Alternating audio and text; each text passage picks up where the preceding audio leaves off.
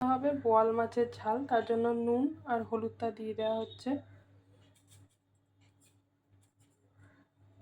আমরা অনেকেই জানি যে বোয়াল মাছ ভাজতে গেলে তেল ছিটে আসে, তো সেই তেল থেকে বাঁচার জন্য বোয়াল মাছগুলো ভাজার আগে নুন হলুদের সাথে সাথে একটু কাঁচা তেল দিয়ে নিতে হবে। কাঁচা সর্ষের তেল দিয়ে মাছগুলোকে ভালো করে মাখিয়ে নিতে হবে।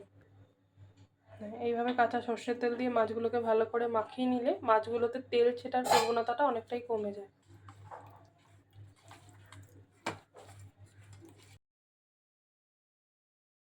কেটে রাখা আলুগুলোকে আস্তে আস্তে দিয়ে দিতে হবে কড়াইয়ের মধ্যে। আলু, পেঁয়াজ, টমেটো, কাঁচা লঙ্কা,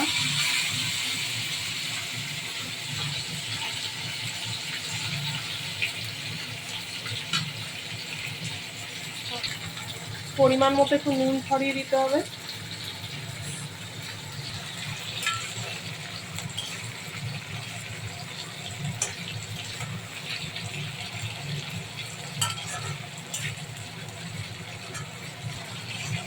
এবার একে একে পরিমাণ মতো আদা রসুন বাটা, হলুদ গুঁড়ো, লঙ্কার গুঁড়ো দিয়ে ভালো করে মশলাটার সাথে এই আলু, পেঁয়াজ, টমেটোগুলোকে ভেজে নিতে হবে। আর এখানে আমার রয়েছে আগে থেকে ভেজে রাখা মাছগুলোকে, যেগুলো আমি কিছুক্ষণ পর ঝোলের মধ্যে দিয়ে দেবো।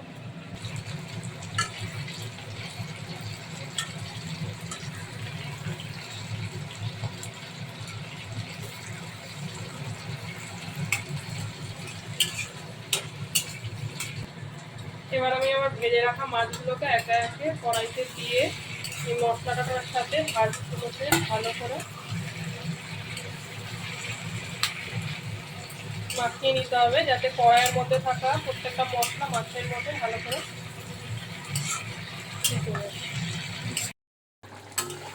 আর এখানে রেডি হয়ে গেছে বোয়াল মাছের পাতলা ঝোল, যেটা গরমকালের জন্য খাওয়া খুবই উপকারী।